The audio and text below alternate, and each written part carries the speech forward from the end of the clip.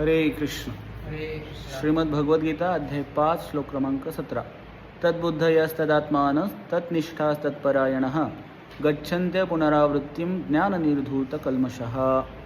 अध्यायाचं नाव आहे कर्म संन्यास योग. आणि या श्लोकामध्ये विशेष करून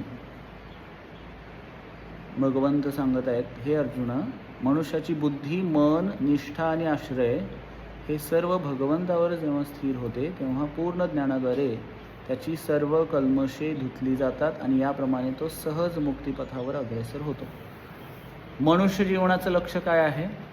मुक्ती प्राप्त करायची असते. मुक्ती म्हणजे काय आहे? मुक्तीची व्याख्या केलेली आहे. श्रीमद् भागवत सांगतं, मुक्ती हित्वा अन्यथा रूपम स्वरूपेन व्यवस्थिती. म्हणजे आपलं स्वतःचं असं रूप आहे. रमेश प्रभू कुठं बघताय? माझ्याकडे लक्ष.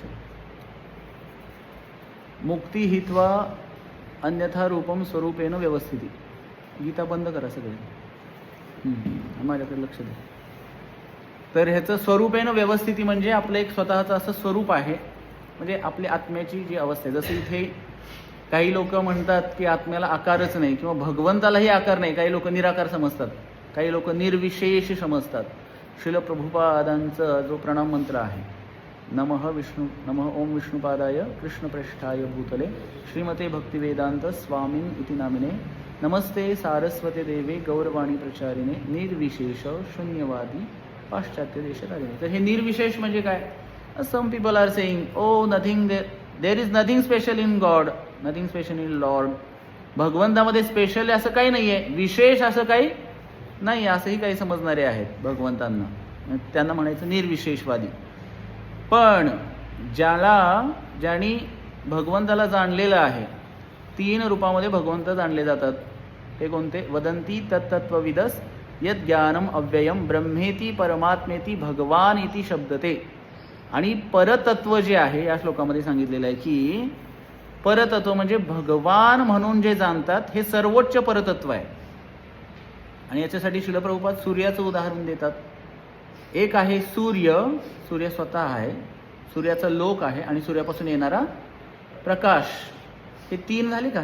तसं भगवंत आहेत स्वतः, त्यानंतर भगवंताचं लोक आहे आणि त्यानंतर भगवंतापासून येणारा प्रकाश. भगवंतापासून येणारा प्रकाश म्हणजे ब्रह्म, त्याला म्हणायचं ब्रह्मज्योती म्हटलं जातं त्याला. भगवंतापासून भगवंताच्या श्रीअंगातून निघणारा प्रकाश त्याला म्हणायचं ब्रह्मज्योती. आणि भगवंताचं लोक आहे किंवा परमात्मा रूपाने भगवंत प्रत्येकाच्या हृदयामध्ये आहेत. हे दुसरं स्तर झालं. आणि तिसरा स्तर आहे भगवंत श्रीकृष्ण, हे पूर्ण पुरुषोत्तम भगवंत आहे. हे परतत्व जाणणं झालं. आणि पुढे म्हटलेलं आहे की भगवंताहून अधिक दुसरे काहीही नाही. एकम अस्ति द्वितीयो नास्ति. एकच, एकला ईश्वर कृष्ण आर सब भृत्य. जारे जैसे नाचाय तारे तैसे करे नृत्य, असं म्हणलेलं आहे चैतन्य चरितामृत या ग्रंथामध्ये. परम पुरुषोत्तम भगवान केवळ एकच आहेत. ते म्हणजे कोण आहेत? श्रीकृष्ण आहेत. मग अनेक लोक अनेक देवी देवतांची पूजा करत असतात, तर त्यांना माहिती नाही. गीतेमध्ये भगवंतांनी सांगितलं, अहम सर्वस्य प्रभवः मत्तः सर्वं प्रवर्तते इति मत्वा भजन्ते मां बुधा भाव समन्वितः. मीच सर्वांचा प्रभू आहे, भगवंतांनी ऑलरेडी सांगून ठेवलं. किंवा अहम बीजप्रदः पितः. आणि त्यामुळं भगवंताहून दुसरा अधिक काहीच नाही आहे. भगवंत गीतेमध्ये आणखी एक श्लोक सांगितले, त्यामध्ये म्हटलेलं आहे, मत्तः परतरं नान्यत् किंचिदस्ति धनंजया मयि सूत्रे मणिगणा इव. त्या श्लोकामध्ये म्हणलेलं आहे, जसं एखाद्या मण्याची माळ असते, मण्याची माळ असते आणि त्याच्यामध्ये दोरा आहे म्हणून ते मणी स्थिर झालेले आहेत. तसं या जगातली, या ब्रह्मांडातली प्रत्येक वस्तू किंवा प्रत्येक जीव वस्तू, जे काही क्रिएशन आहे ते सगळं कुणामुळे झालेलं आहे? भगवंतांमुळे झालेलं आहे. पण त्याच्या पाठीमागं दिसत नाही आपल्याला. प्रत्येक गोष्टीच्या पाठीमागं जर विचार केला तर दिसेल, पण कोण विचार करते? कोण प्रत्येक गोष्टीच्या सखोल जातं का? कोणी मुळात जाण्याचा कोणी प्रयत्न करत नाही. तर त्यामुळे आपण भगवद्गीता वाचल्यानंतरच ते आपल्याला कळेल. कारण गीतेमध्ये भगवंतांनी सगळ्या गोष्टी क्लिअर केलेल्या आहेत, भगवंतांनी सांगितलेलं आहे. मग काही लोक निर्विशेष ब्रह्म समजतात, जसं मग अशी सांगितलं, आत्ता सांगितलं मी, की काही लोक भगवंताला निर्विशेष, निर्विकार, निराकार पण समजतात. मग त्याचाही आधार भगवंतच आहेत, भगवत तत्व हेच आधार आहे त्याचा. किंवा काही लोक भगवंतांना शून्यवाद, किंवा काही लोक द्वैतवाद, अद्वैतवाद, हे सगळे जे वाद आहेत सगळ्यांचा आधार भगवंतच आहेत. पण विशेष जे आहे ते म्हणजे भगवत तत्व. पूर्ण रूपाने भगवंताला जाणायचं असेल श्रीकृष्णांना, जसं गोपींनी जाणलेलं होतं. गोपी म्हणाल्या का, किंवा शंकराचार्य आले, शंकराचार्य माहिती आहेत ना तुम्हाला सर्वांना? शंकराचार्य तर विशेष करून भगवान शंकरांनी अवतार घेतला, त्यांचं नाव आहे शंकराचार्य. आणि हे मायावादाचा प्रचार प्रसार त्यांनी केला. भगवत इच्छा होती आणि त्यांनी सांगितलं की मी एका ब्राह्मणाच्या रूपामध्ये येईन आणि कलियुगामध्ये मायावाद म्हणजे काय, मायावादाचा अर्थ काय, मायावादी भाष्य सुनिले हैल सर्व नाश. चैतन्य महाप्रभू, मायावाद म्हणजे काय, आत्मा आणि परमात्मा एकच आहे, किंवा मी पण भगवंत आहे आणि तुम्ही पण भगवंत आहे. तर हा मायावाद झाला. कृष्ण पूर्ण पुरुषोत्तम भगवंत आहे, तर आम्ही भगवंताचे दास आहोत हे समजणं गरजेचं आहे. आणि मग मायावादी जे शंकराचार्यांनी प्रचार केला, तर त्यांनी पांडुरंग अष्टकम पण लिहिलं. पंढरपूरला आल्यानंतर त्यांच्यावरती विशेष कृपा झाली भगवंतांची, विठ्ठलाची, आणि त्यांनी त्या अष्टकममध्ये लिहिलं, महायोग पीठे तटे भीमरथ्या वरम पुंडरीकाय दातुम मुनींद्रै समागत्य तिष्ठन्तमानंद खंदम परब्रह्मलिंगम भजे पांडुरंगम. आणि मग ह्या सगळ्याचा आधार जे मायावादी आहेत, तर मायावादी भगवंतांना पूर्ण साकार रूपामध्ये त्यांना स्वीकारत नाहीत ते. मग ते कृष्ण अपराधी आहेत असं प्रभुपादांनी सुद्धा सांगितलेलं आहे. मायावादी कृष्ण अपराधी, चैतन्य महाप्रभू सुद्धा म्हणाले.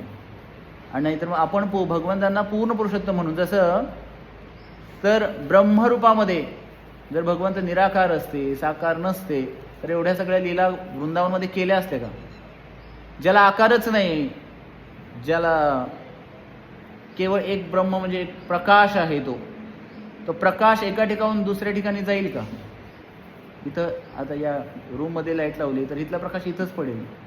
तो प्रकाश सगळ्या पूर्ण विश्वामध्ये जाऊ शकतो का? नाही.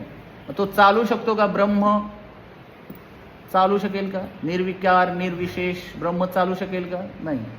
ते बोलू शकेल का? नाही. पण सगळं काही केले भगवंत वृंदावन लीलेमध्ये. भगवंत सगळं काही केले, चालले, बोलले, खाल्ले भगवंत, झोपले, सगळं काही भगवंत केले. म्हणजे भगवंत कसे आहेत? साकार आहेत. भगवंत एक व्यक्ती आहेत. आणि हे तत्व जाणून घेतलं पाहिजे. आणि जो कोणी हे जाणतो आणि त्या साकार तत्वावरती त्याचं मन केंद्रित होतं, बुद्धी केंद्रित होते, निष्ठा तयार होते मनामध्ये की कृष्णच पूर्ण पुरुषोत्तम भगवंत आहेत. जसं गोपींची निष्ठा होती की रासलीलेमध्ये भगवंत जेव्हा अप्रकट झाल्याच्या नंतर त्या गोपींनी भगवान श्रीकृष्णाने स्वतःचं रूप बदललं आणि चतुर्भुज नारायणाच्या रूपामध्ये भगवंत समोर उभे राहिलेले होते.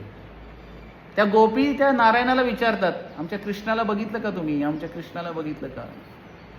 माझा कृष्ण देखिला काय, माझा कृष्ण देखिला का ग, कुणीतरी सांगावे, कुणीतरी सांगावे, माझा कृष्ण देखिला का ग. जसं यशोदा मैया सुद्धा कृष्णाला विचार, कुठेतरी भगवंत गुडूप व्हायचे लहान असताना, मग कृष्ण कृष्ण करून शोधायची यशोदा माता. म्हणजे साकार आहे, जे सविशेष आहे त्याला शोधलं जाऊ शकतं, निर्विकाराला काय शोधणार तुम्ही?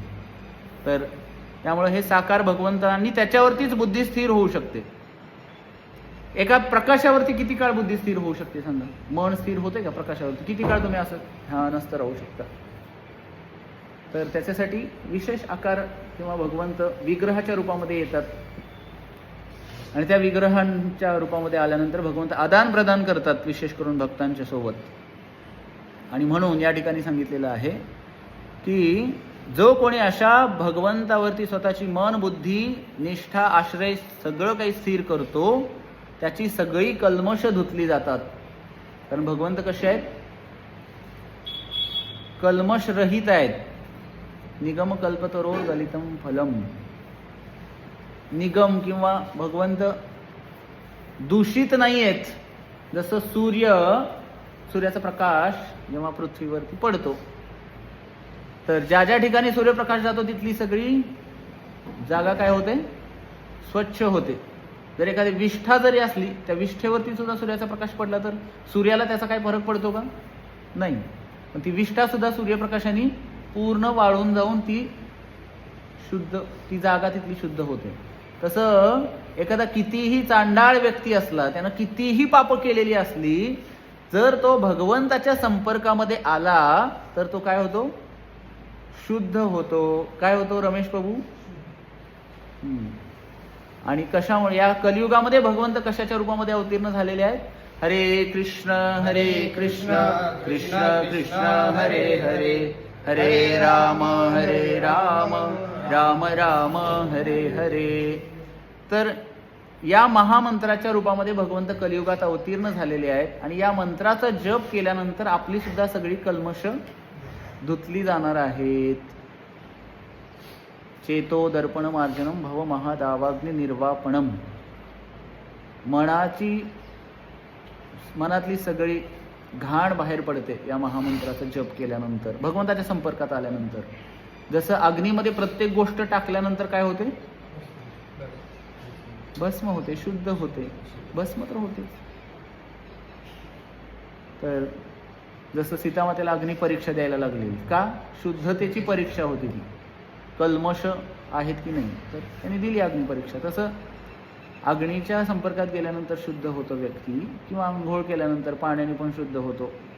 तसं भगवंताच्या संपर्कात आल्यानंतर तो व्यक्ती शुद्ध होतोच. भले एखाद्याला जास्त वेळ लागेल, एखादा पीक लगेच शुद्ध होईल. ज्याचं जास्त पाप आहे त्याला जास्त वेळ, ज्याचं कमी आहे त्याला कमी वेळ. आणि म्हणून पुढे सांगितलं जातं की त्याला संपूर्ण परमसत्याचे ज्ञान होते की कृष्णच पूर्ण पुरुषोत्तम भगवंत आहेत. आणि अशा दिव्य ज्ञानाने युक्त झालेला मनुष्यच मुक्तिपथावर उत्तरोत्तर प्रगती करू शकतो. आणि अशाच व्यक्तीला मुक्ती प्राप्त होऊ शकते. ज्यांनी भगवंताला जाणलेलं आहे पूर्णतः, त्याला मुक्ती प्राप्त होते, नाहीतर मुक्ती प्राप्त होत नाही. मग आम्ही भगवंताला जाणलं पाहिजे. आणि त्याच्यासाठी गीता भागवत करीती श्रवण अखंड चिंतन विठोबाचे. गीता भागवत वाचलं पाहिजे तर आम्ही भगवंताला जाणू, नाहीतर मग नुसती केवळ श्रद्धा उपयोगाची नाही, कोमल श्रद्धा उपयोगाची नाही, दृढ श्रद्धा झाली पाहिजे. कृष्णच पूर्ण पुरुषोत्तम भगवंत, त्याच्यावरती आमचा विश्वास बसला पाहिजे, जसं गोपींचं झालेलं होतं. नारायण रूपामध्ये भगवंत उभा राहिले, शंखचक्र गदा पद्म घेऊन उभा राहिले होते भगवंत. पण त्या नारायणालाच जाऊन विचारायला लागल्या गोपी, कारण द्विभुज कृष्णावरती त्यांचं मन, त्यांची बुद्धी, निष्ठा सगळं काही स्थिर झालेलं होतं. मग आम्ही सुद्धा त्या भगवंतावरती जेव्हा आमचं मन स्थिर करू आणि गीता भागवत वाचू, तत्वतः जाणून घेऊ त्या भगवंताला, तेव्हा आम्ही मुक्तीचे अधिकारी बनू शकतो. केवळ मनाला वाटेल तसं श्रद्धा असली की भक्ती झाली असं नाही. एकांतिक आश्रय, भगवान श्रीकृष्णांच्या चरणांचा एकांतिक आश्रय घेतल्यानंतर, निष्ठा म्हणजे काय असते? जसे एक पतिव्रता स्त्री आहे, ती फक्त स्वतःच्या पतीला शरण गेलेली असते, पतिव्रता स्त्री. आणि तसं आपण भगवंतांना केवळ एकला ईश्वर कृष्ण आर सब भृत्य, त्या भगवान श्रीकृष्णालाच फक्त आपण जर शरण गेलो तर भगवंत स्वतःहून आपल्या प्रकट करतात. किंवा आपल्या सेवाभाव जेवढा जास्त अधिक असेल तेवढं भगवंत स्वतःला प्रकट करतील आपल्या समोर.